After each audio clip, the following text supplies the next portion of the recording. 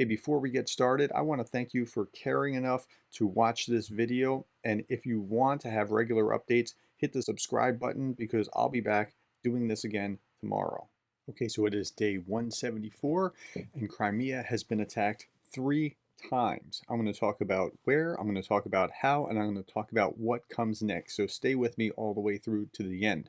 Okay, so we're going to start here with the Euromaidan Press. This is a very pro-Ukraine and again, if you don't know me, my name is Darren Gertis. I go through these daily, and you can go back and look at the previous days from day 85 forward. And I'm going to look at a bunch of different news articles that kind of paint a story of what is going on in Ukraine each day. So here we are, Crimea was attacked.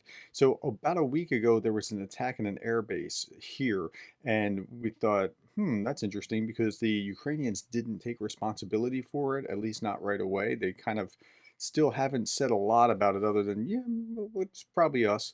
But they didn't immediately take responsibility. So it was kind of a head scratcher. Today, or they had this earlier and this later, and I want to talk about exactly what happened. So here's in The Guardian. Explosions erupted across Crimea on Tuesday with reports of smoke and fire in at least 3 different areas where military bases or munition depots are located. And they say 3 areas because there was 2 up here. They were very close to each other. Um, a record number of cars have crossed the Crimea Bridge that links Crimea to Russia. This is the bridge that the Ukrainians desperately want to destroy, which suggests that a number of Russians who settled in the region after annexation in 2014 are now fleeing. And there's a reason that they would be fleeing. Here's the bridge. It's called the Kerch. And this is Russia proper, and this is Ukrainian territory up through 2014, and it has been occupied ever since with an illegal election with 97% of the people voting, which is unheard of anywhere in the democratic free world. Okay, so that's what you need to know there. Let's look at the ISW. The Institute for the Study of War does a masterful job every day of coming out with a good analysis of what's going on. Ukraine and Ukrainian sources reported explosions at an airfield, a critical supply nexus in Crimea. So here, if we look at this map, you see how this Kerch Bridge runs right here? This is a critical supply route all the way up through, and it's just off the supply route on the way up into Ukraine. So it's a critical supply route. There's like a train station there. There's a road, train station, you name it. It would be a great place for them to be able to move material. Ukrainian forces have not officially claimed responsibility, but they didn't officially take responsibility immediately after the other attack last week. The New York Times reported that an anonymous senior Ukrainian official attributed the explosions to an elite Ukrainian military unit operating behind enemy lines. They kind of want to keep it hush hush. Zelensky was upset when they were a little mouthy about it last week, a couple days after the last explosion. So I don't know what exactly is going on, but I can attribute it to that. I don't see any issue. A Ukrainian strike on logistics targets in Crimea, which is sovereign territory of Ukraine, would not violate Ukrainian commitments to Western partners regarding Ukraine's use of Western supplied weapons. So the Biden administration hasn't given Zelensky these really long range, like we talk about HIMARS and how they can shoot something 50 miles, where there's another version of those missiles that can shoot far below beyond that, something like 100 some odd miles. They can shoot up to a few hundred miles. I think it actually has like a 300-mile range, something crazy like that. They didn't want to give them to that because they don't want them shooting at Moscow. But this is still kosher from their agreements because this is considered to the Ukrainians Ukrainian territory. Okay, Russia, here's other things that are going on. Russian forces conducted ground attacks in the east, in Slavyansk and Seversk. But the emphasis today is what's going on in Crimea, which is very, very different. There's this article in The Guardian here talking about it's just a question of time in the south, and I just want to highlight a few things. Russian troops came close to seizing Mykolaiv, known in Soviet times for its huge shipyard.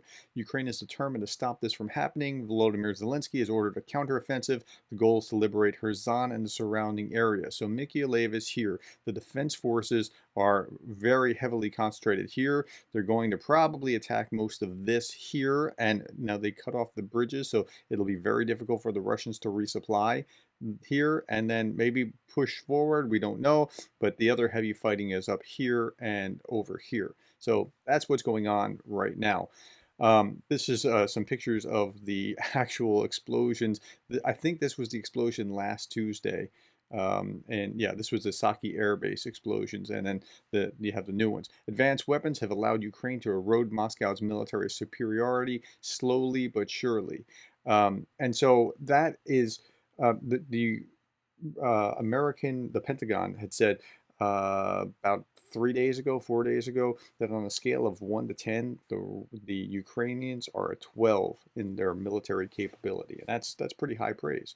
Okay, this is TASS News Agency. TASS is a Russian-sponsored news agency. Here's what they say about the munitions depot fire in Ukraine. Not much, really. They said, according to the Russian Defense Ministry, a fire broke out on the territory banked site for temporary storage of ammunition. Like, fires just spontaneously blow up. But that's all they say. It wasn't false, but it wasn't really true. It wasn't that a fire broke out. It's something caused that fire. RT says the same kind of stuff. Ammunitions detonated due to a fire at the site. Residents of the village of Moskovy in northern Crimea were ordered to evacuate on Tuesday following powerful explosions nearby. The blast took place at a temporary ammunition depot operated by the Russian military. According to the Defense Ministry, ammunition exploded due to a fire at the site, but they don't say what caused it at this point. Residents are being taken at least 5 kilometers away because of the risk, because the exploding ammunition is shooting all over the place. And it actually took out a electrical substation, it looks like. RT later admitted that the Crimea blasts were an act of sabotage as the Russian government started to admit stuff. They usually go this line. They say, nope, wasn't us. We didn't do it. Nothing happened when they do something. Or they say, a fire broke out, a careless cigarette on the Moskva or whatever. The incident on Tuesday morning, they finally updated from the Russian Defense Ministry, says was an intentional act. So there was some kind of sabotage, but they don't say what. The explosions caused damage to a number of civilian objects. So here again, a number of civilian objects, including power lines, a power station, a railroad, and several residential houses, as if that's actually what was being targeted rather than a huge stock of ammunition. Radio Free Europe, Russians blame sabotage for the blast in Crimean ammo depot. Here's the same article.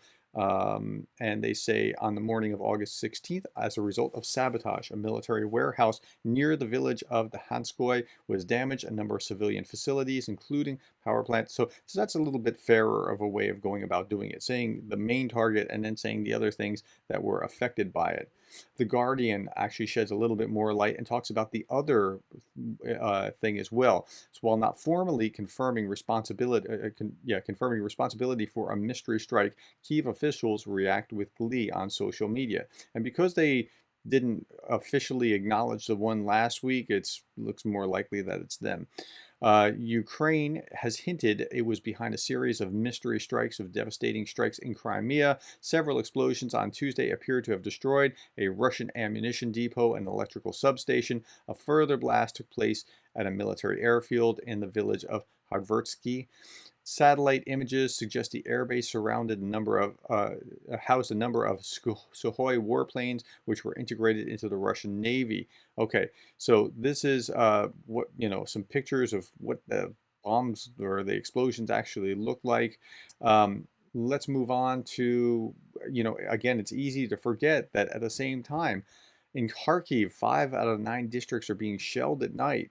The war is still hot. In the east, it's still heavy fighting. Bakhmut, it looks like it's in real danger of being overrun. So that's what's going on. I'm going to finish, as I normally do, with some fun with Pravda and RT because they just come up with some ludicrous articles.